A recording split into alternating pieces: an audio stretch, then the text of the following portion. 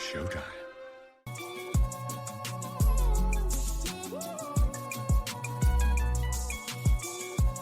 Bro, Chris Paul has better handles than AI.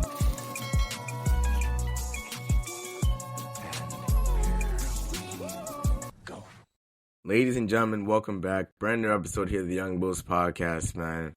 As always, Young Bulls Podcast is sponsored by WabiPod.com, your one-stop shop for everything Young Bulls Podcast, as well as Legacy Jersey Shop. You guys want nice, affordable soccer jerseys, go to LegacyJerseyShop.com. There's a nice variety in there. I have my jersey, my Vinicius jersey. It's over there right now. But I got that from Legacy Jersey Shop at a nice, affordable price. And it's a solid jersey to just rock, man. The quality is nice. Everything is nice. So why wouldn't you want to look nice in a jersey from Legacy Jersey Shop? So shout out to everyone over there who's doing their thing. Follow them on Instagram at Legacy Jersey Shop. And yeah. I told you guys it wasn't going to be a crazy hiatus with this one. This is going to be an action-packed weekend for football, for college football, but most importantly, man, for NFL football. I don't know if you've been living under a rock, especially it's hard to do that up here, but the Eagles started off their season yesterday. They started off their season yesterday, started off 1-0. They beat the Cowboys 24-20. We're going to get to that in a couple of seconds, man. We're going to talk about that game from Jalen Carter getting ejected to CD dropping balls at the wrong time to Miles Sanders' crucial turnover in the red zone to the Cowboys defense to the Eagles defense and that cornerback one problem because yikes. And most importantly, man, just my final thoughts on these two teams as, you know, we kick off another season of NFL football. And I was also, too, considering the fact that the greatest team in the world, the New Orleans Saints, plays Sunday, we're going to talk about that game. I'm going to give my outlooks on what I think is going to happen and just preview some other games that are going on this week. More importantly, I'm going to talk about the Ravens-Bills game for sure, and I'm going to talk about some other games, you know, that are going on throughout the day. Depending on whether or not we have time or not, I'm probably going to talk about some college football stuff. But most importantly, I feel like we're just going to talk strictly NFL. I mean, it's just a great week for it. It's a great week for football, man. I'm just happy NFL season's back. It allows for me to just spend my Sundays just sitting at the crib watching TV, watching NFL, and just chilling out with the guys, and I'm just excited for it. But I've been doing too much talking about what is going to be the thing for this episode instead of actually getting to the episode. So without further ado, let's get to it, man. Let's get to it. So, like I said, the Cowboys could not come into Philly and spoil their Super Bowl celebration as they lose last night 24-20. Dak Prescott, 0 touchdowns, 0 interceptions, a 76 passer rating, and he only threw for 188 yards. Honestly, Prescott was not the reason why they lost that game. Prescott actually played the most polished I've seen him play. For someone who threw for under 200 yards, Dak Prescott did not play that bad of a game. Now, there were some times where he had some people open, air-mailed them. But for the most part, that defense was not really stifling Prescott enough for Prescott to truly be effective in that game. I feel like most of the errors that were happening on the Cowboys side were literally either fumbles or just incompletion. CeeDee Lamb went for 8 receptions and over 100 yards in receiving. CeeDee Lamb also dropped 4 crucial passes throughout the game that could have extended drives, could have been touchdown scores, and could have, simply put, changed the game. Simply put. George Pickens, I believe he had 2 receptions at the start of the game, and he just went ice cold for the rest of it. Javonte Williams had a solid game as a running back, and for his Cowboys debut, had a solid game. A great game, actually. Had 2 rushing touchdowns, 54 yards on the ground. But when they were in the red zone again, they decided instead of giving the ball back to him, give the ball to Miles Sanders. And Miles Sanders fumbles the ball in the red zone, gives it back to the Eagles. Eagles have the ball. Weather delay happens. Cowboys can't score for the rest of the game. And it's one of those things where you can literally go back to any one of those offensive possessions and be like, man, we could have did this possession. We could have scored here. Because let's face it, the Cowboys defense was holding the Eagles. They were. When I first saw that the Cowboys and Eagles were going to play this season, start off the season, I said to myself, it's going to be a blowout. The Cowboys have a brand new coach. At this point, Micah Parsons is still on the team. He's not on the team anymore. They have major questions at the wide receiver position as far as, is George Pickens going to work out? You have a defense that it's been solid, but I mean, against this high-powered, super fast Eagles offense, you can't really tell. You get what I'm saying? Like, you saw what happened the last time the Cowboys and the Eagles played each other. Kenny Pickett was hooping. Tanner McKee was hooping. So for me to sit up here and be like, oh, it's going to be a close game, no one had that mindset. But when Jalen Carter gets ejected before the first play of the game for literally spitting on Dak Prescott, you can't make it up. When I saw that happen yesterday, I literally looked at my roommates and I was like, is this guy serious? Is he serious? Like, that he really just spit on him, right? Like, I'm not just seeing things. Like, he just did it. Apparently, from what I've seen on Twitter, they said that Dak Prescott spit on the ground or spit near Jalen Carter. He took that as disrespect and he spit on him back in retaliation. Basically, rage bait. That's basically what ended up happening. What ended up happening. Dak Prescott hit him with the hezzy and he bit. He bit and he fell for it, and that's what ended up happening. But I feel like, again, for Jalen Carter, less Eagles defense, the Cowboys very much could have taken more advantage of that game than they did. I mean, like I said, the Eagles offense, outside of Jalen Hurts rushing touchdowns, was pretty much at bay for majority of the game. Saquon Barkley only rushed for 60 yards. He had a touchdown, but he only rushed for 60 yards, which anytime we hold Saquon under 100, I feel like that's a win on its own. A.J. Brown only had one reception. Devontae Smith, I believe, had 3 to 4 receptions. And the only really big play that they gave up was the Jahan Dotson bomb. Because I can't think of any other big play that the Eagles offense did outside of that. So, I mean, the game was very much Dallas's to win. They just couldn't make the right plays, and they couldn't show up at times when they need to show up to secure that win for the team. But most importantly for me, this is what I feel. That cornerback one position, Adoree Jackson is not it, man. I'm not going to lie to you. Adoree Jackson is not it. Literally, at the beginning of the game, every time that ball was going to CeeDee Lamb, Adoree Jackson was on him. Adoree Jackson is not a CB1. I'm feeling the ghost of James Bradberry come back to full form watching that game. Because if CeeDee Lamb is going for 8 receptions, 100 yards, it's only going to get worse as this season progresses. I feel like as an Eagles fan, you can be happy that you guys won the game. But that was a rough game, man. That was a rough game that I'm looking at right now. Rough game. I don't know if I'm really satisfied about how that game turned out if I'm an Eagles fan. That should have been like a more dominant type of game. Now, granted, the defense dominated for the second half, but still, it really felt like, I mean, it was a good game, but it was like, I don't know. Like, it was just one of those things. But, just to ensure that it doesn't seem like I'm bashing the Eagles and everything every episode, I will give them props for taking care of business against Dallas. Even though I didn't want you guys to win. I honestly wanted both teams to lose, but obviously that can't happen in the NFL. But, it's just what it is. It's just what it is. For me, though, I just feel that if the Eagles are playing like that for like the rest of the season, I don't know how you go back to back, man. I don't know. You have to remember, that was the debut of the Cowboys' new head coach, new offense, Micah Parsons-less defense, and they still almost came into the link and won that game. When you guys play the Chiefs next week, how do you think that's going to go? When you guys play Detroit in a couple of weeks, how do you think that's going to go? So, I mean, good win, but if I'm the Eagles fan, I don't know if I'm satisfied about how that turns out. I feel like it's just more questions and more concern than actual, optimism about that win.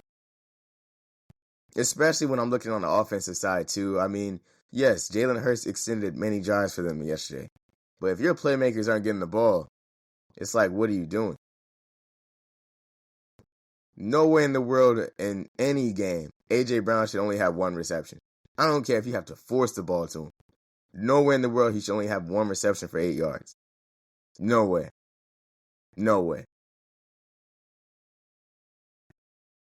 But then as I flip the coin, I look at the Cowboys side of things.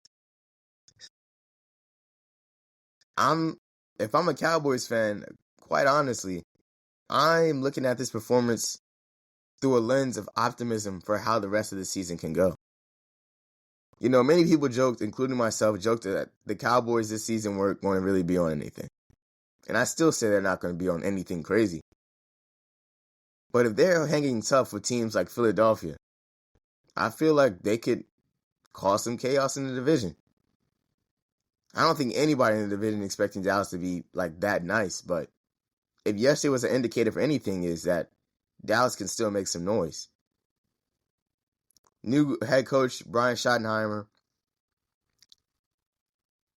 When you're a first season, head coach for a new team, as we saw with Dan Quinn with the Commanders last year, you have the ability to change cultures. You have the ability to change mindsets and how you attack each day, how you go about each game. Dan Quinn installed that quick in the Commanders, and they went on to not only clinch a playoff berth, but also run the table and go to the NFC Championship game. I'm not saying that's happening with Dallas, but a simple culture change and just a mindset approach to things can very much have this Dallas team possibly playing for a playoff spot heading into January. And I hate saying that. But that was by far the best I've seen Dak Prescott look in ages, man.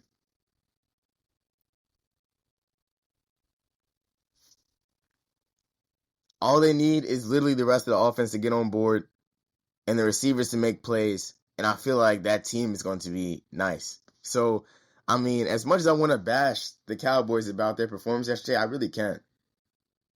Outside of those 4 drops by CeeDee Lamb, which were very catchable. Very catchable. But if I'm in Dallas, I'm looking and saying, yo, we stood tough against the Super Bowl champs. We didn't get embarrassed. We lost by 1 possession. I feel like we got something here. That's just me, though. Next week, like I said, the Cowboys, let me see who they play next week.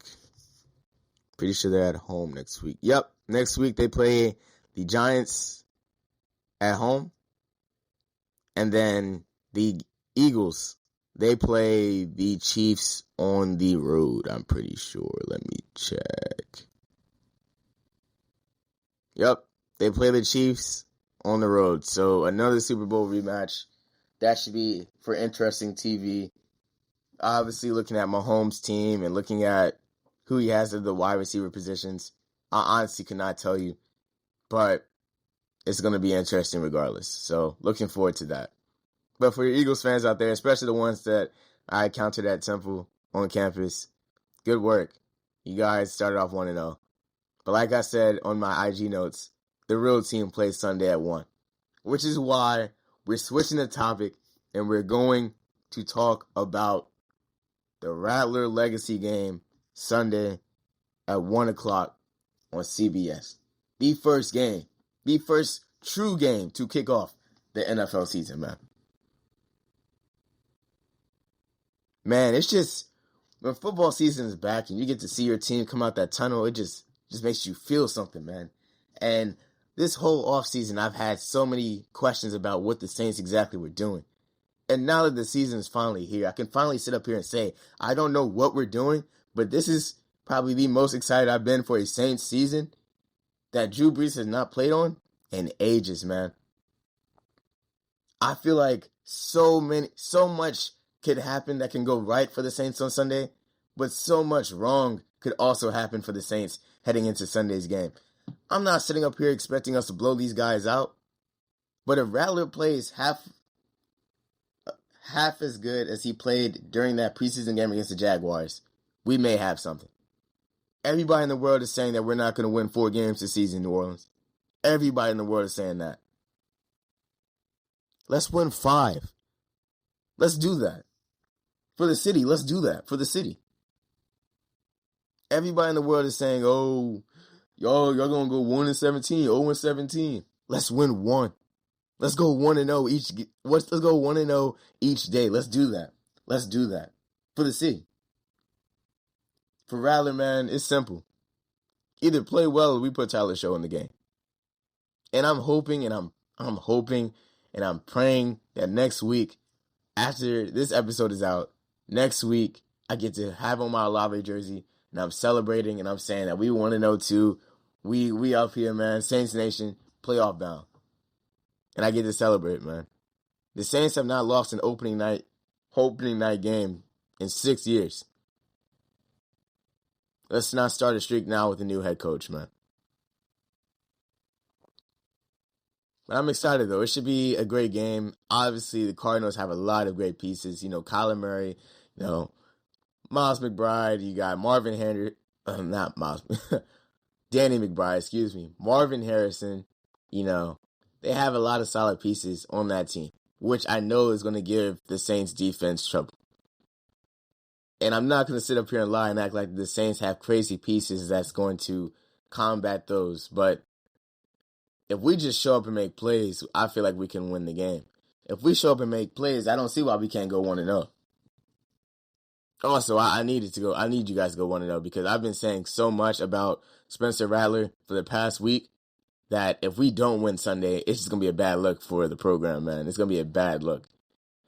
So please, lock in. But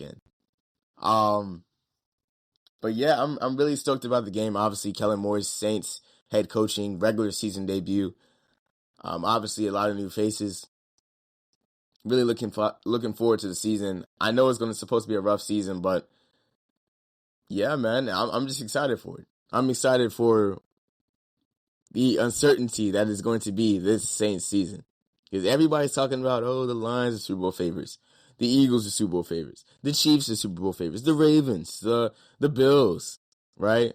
But no one is talking about the New Orleans Saints Super Bowl favorites, and that bothers me, man. That irks me.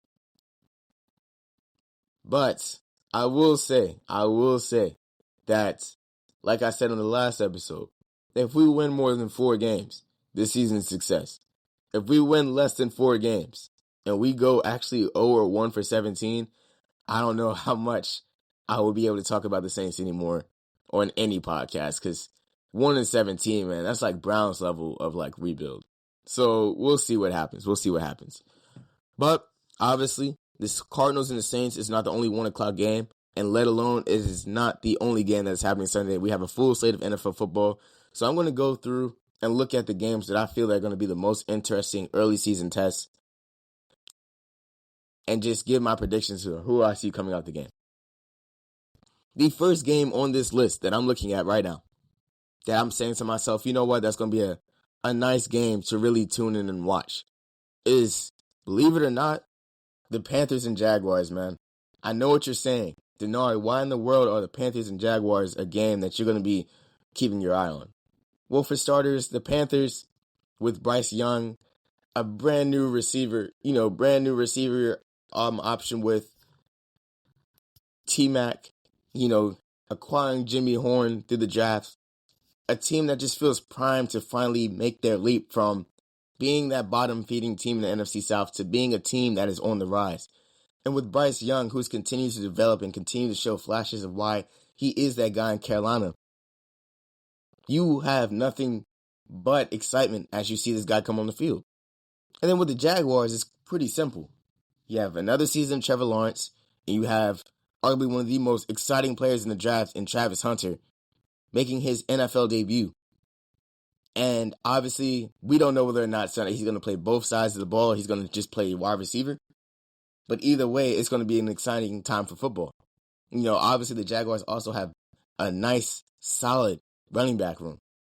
Receivers room is, but they have a nice running back room. So I'm looking at that game saying, I feel like it's going to be a close game. I feel like if anything, it's going to come down to one possession. I say the final score of that game is going to be 28-24.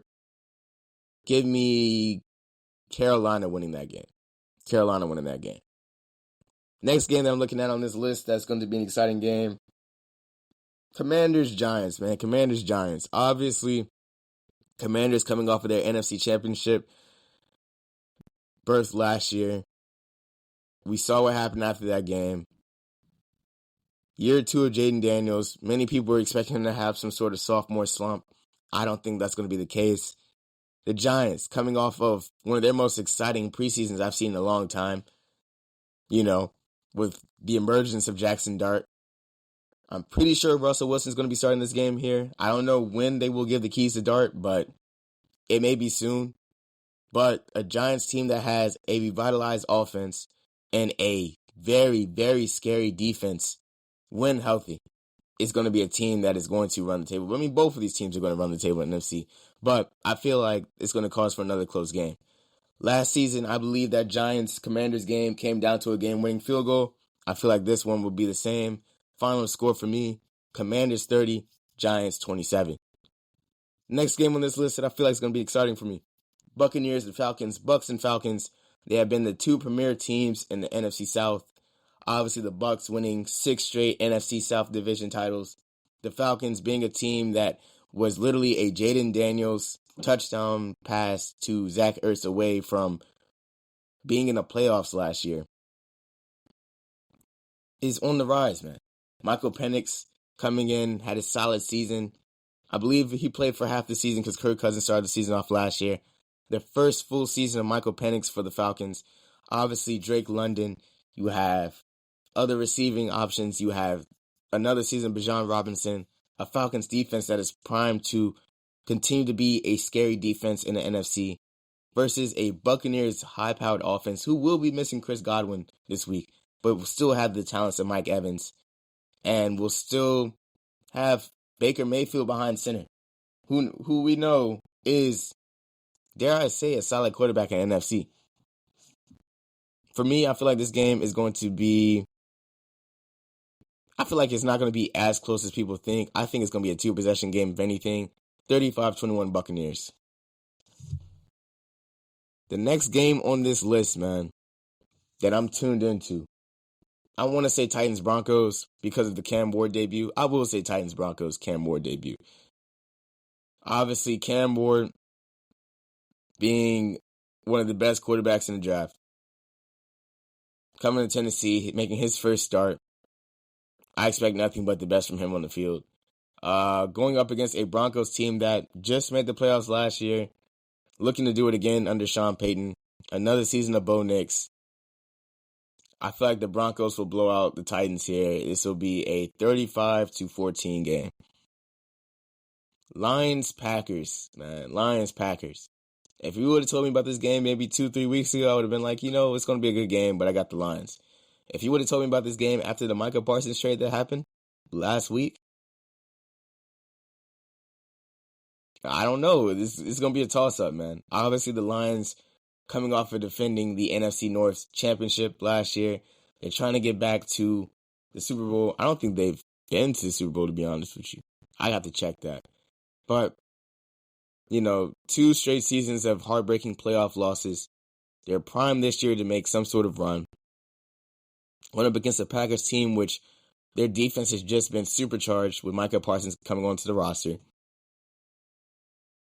An offense still with Jordan Love, Matthew Golden, who just got picked up in the draft. You still have the services of Wicks and Dubes, and you still have Josh Jacobs, man. I feel like this is going to be a shootout of a game. I feel like this game will come down to one possession. I feel like the final score of this game will be Packers 38, Lions 35, man. I'm trying to see.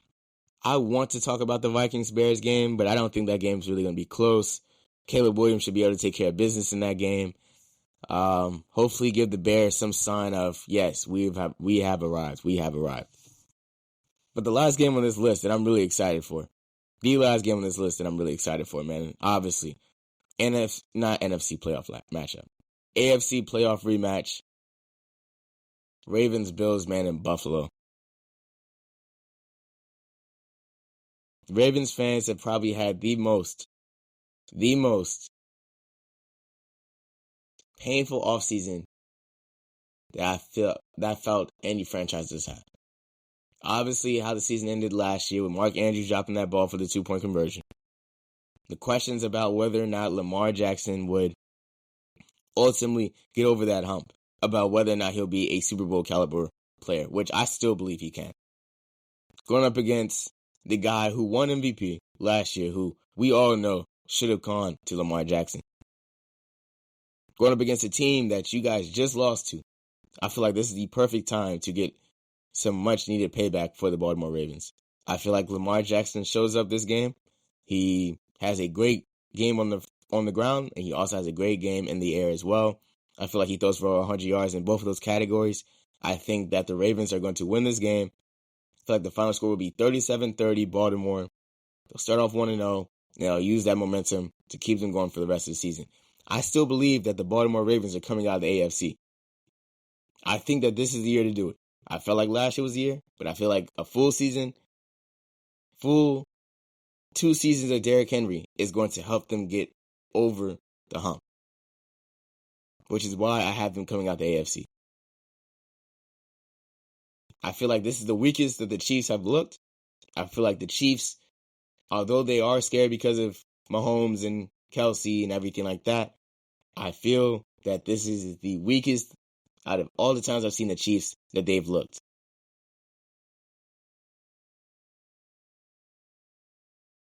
Which causes for this to be the best opportunity for other players in the AFC to make some noise and do something to shake up the league. Which is why I'm saying that Baltimore is going to be that team to do that, and they're going to be the team to represent the AFC in the Super Bowl this year. Book me on that.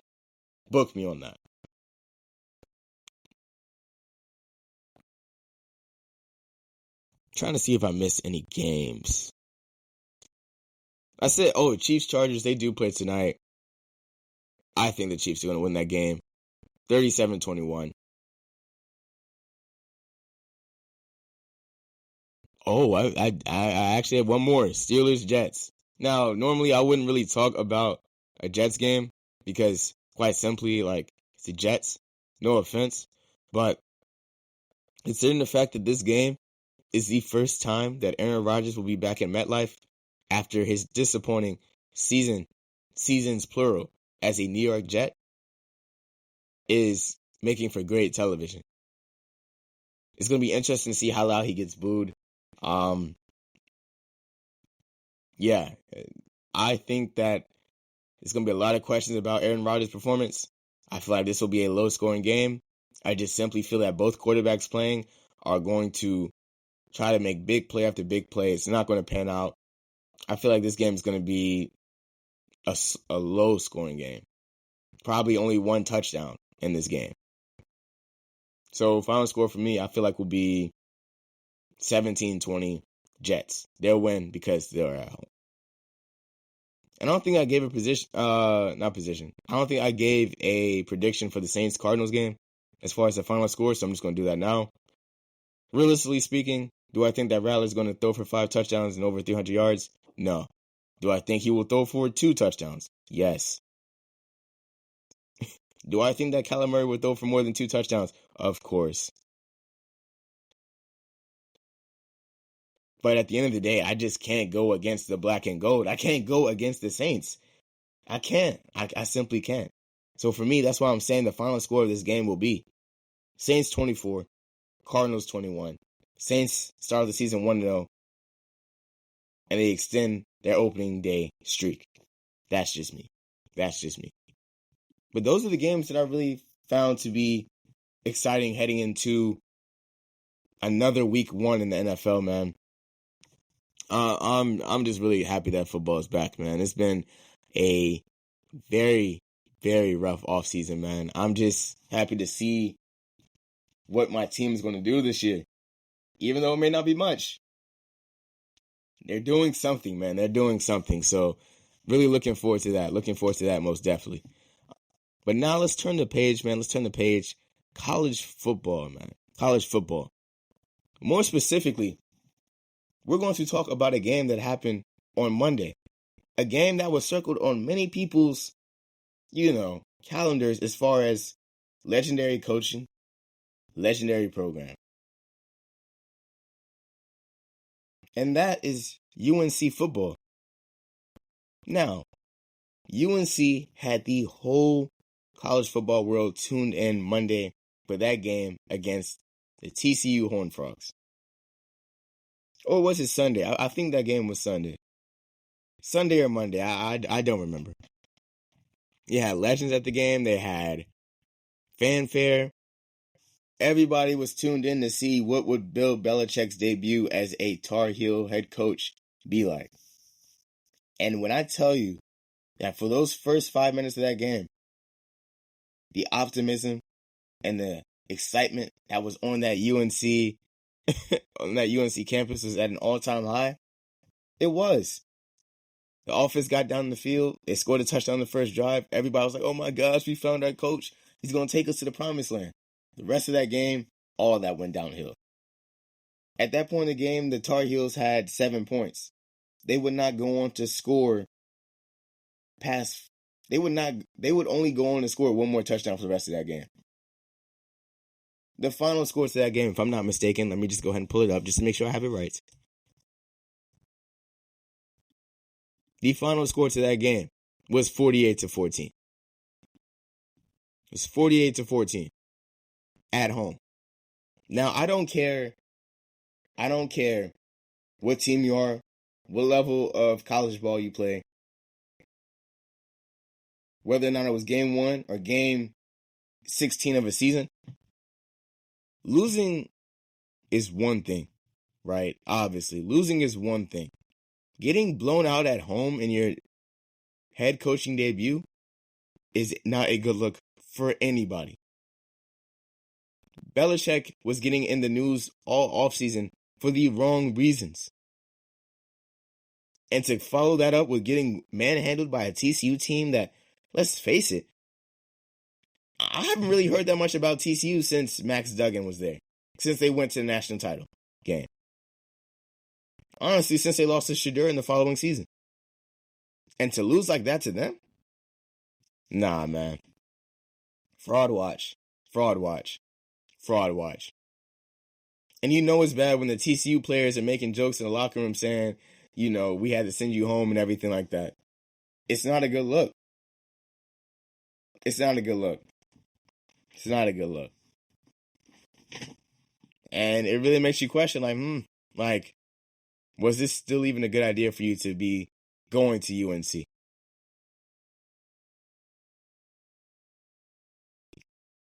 I don't know, man. I don't know. All I know is that losing 48-14 at home with all the fanfare, all the excitement that was around the campus is not a good look, man. At all.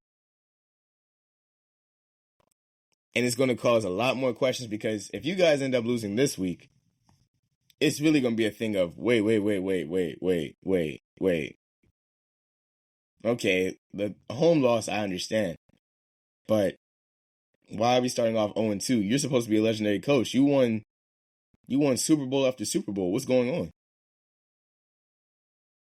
Which now begs the question that I want to pose on all of you guys. Is Bill Belichick a coach, a system coach, that was only great because of who was behind at quarterback for the Patriots? Or is Belichick a guy that if TB12 was not in New England, we would still be holding in the highest regard? Because, yes, 6 Super Bowls, that's impressive, right? That's great. Tom Brady left New England and won a Super Bowl with Bruce Arians. Bill Belichick couldn't even get back to the playoffs before he had to retire.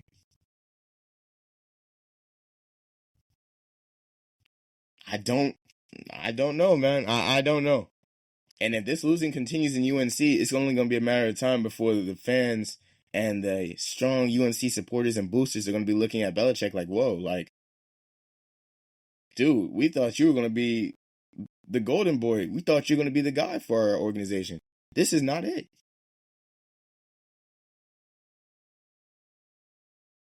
So, I mean, I just don't know what to make of this move, man. I don't know what to make of this move. Obviously, it's game one of the college football season. You don't want to, put all your eggs in one basket. But like I said before, if this losing continues, it's only going to be a matter of time. Same can be said for Alabama. Actually, it cannot be said for Alabama. Jalen DeBoer had his head coaching debut at Alabama last year. Alabama went on to lose to Michigan in a bowl game last year. That wasn't a college football playoff bowl. I forgot what bowl it was, but it was not one of those. He had the season last year. They were losing games they should have won, losing games that Saban wouldn't have lost. And they followed that up by losing a game to Florida State this year. And if I'm not mistaken, right, that Alabama-Florida State game,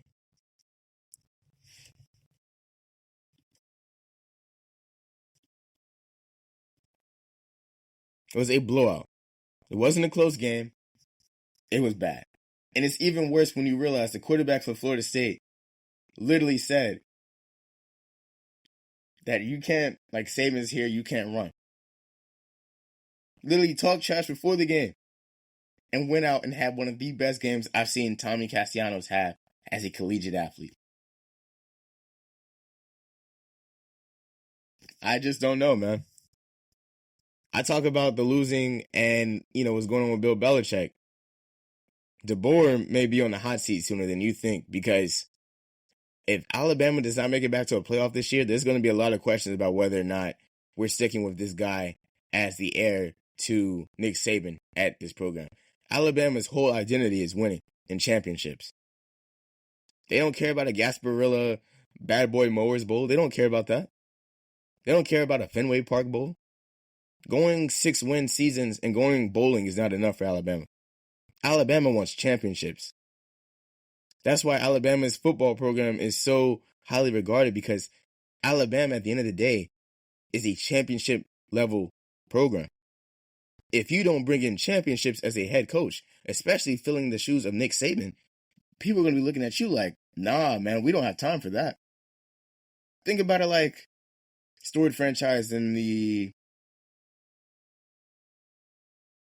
Yankees. Think about it for the Yankees, for example. The Yankees simply making the playoffs is not enough. If the Yankees make the playoffs, people are going to be like, cool, we made the playoffs, but it's not enough. We won another World Series. You've won 27 of them. We won 28.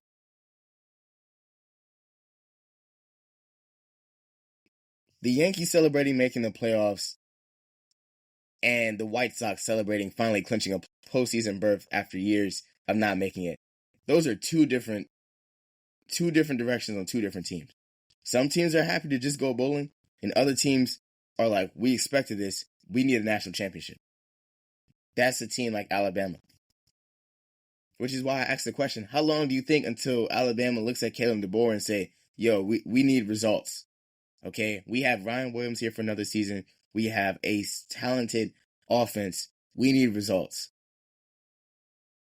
I don't know what we need you to go out and do. We don't know what type of pieces you need for this organization, but we need results. We need championships. We need to show the SEC that we're still the team to beat, because obviously they have forgotten.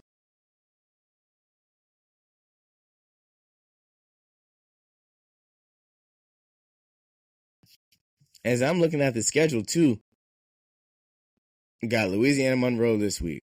That should be a blowout. Wisconsin week after that. Georgia, Vanderbilt, Missouri, Tennessee, South Carolina, LSU, Oklahoma, Eastern Illinois, and then Auburn. realistically speaking, Alabama could very much lose 4 or 5 games this season. And come to think of it, looking at their ranking too at 21, I don't remember the last time Alabama wasn't at least in the top 10. And I'm 21. Like, I'm 21, and my whole childhood, Alabama has been the team in college football. The team. Literally either a top 5 team or a top 10 team my whole life. I don't remember the last time I've seen Alabama outside of the top 10. Like, it's actually weird. It's so weird. But, hey, I can only imagine what the timeline would be like if somehow, some way, Alabama loses this weekend to Louisiana Monroe. And then lastly but not least, I just want to say shout out to Temple again. They won their game last week. They play Howard this weekend. I may have to slide to the game. It should be a good game. And also too, shout out to UVA, man. Great way to ring in the new season, blowing out Coastal Carolina. Hopefully we beat NC State this week. We'll see about that game. I'm excited for it. But yeah, that's pretty much it. I'm trying to think of anything else to talk about, but honestly, this episode was pretty smooth and fluent. So that's going to do it for this episode. This episode, I'm not going to even try to force it. It's kind of on the short end of the episode, but I told you guys I want to get you guys another episode before the football festivities started this weekend. As always, thank you guys for tuning in to the Young Bulls podcast. We're on episode 83 right now, which means that we have 17 more episodes until we get to the covenant 100th episode of the Young Bulls podcast, which I'm telling you right now is going to be a special day, a special episode itself. It may be a multi-day thing. We just get all the guests from old episodes onto the episode to just talk and rap with us and everything like that. We will have more guests this year as the football season continues. We're going to have more artists, more super fans, things of that nature. I'm stoked for it. But as always, man, thank you guys for tuning in to another episode of the Young Bulls podcast, sponsored by Legacy Jersey Shop and YBPod.com. Make sure you guys go check out both sites. And as always, have a good weekend, and we'll catch you on the next one. Peace.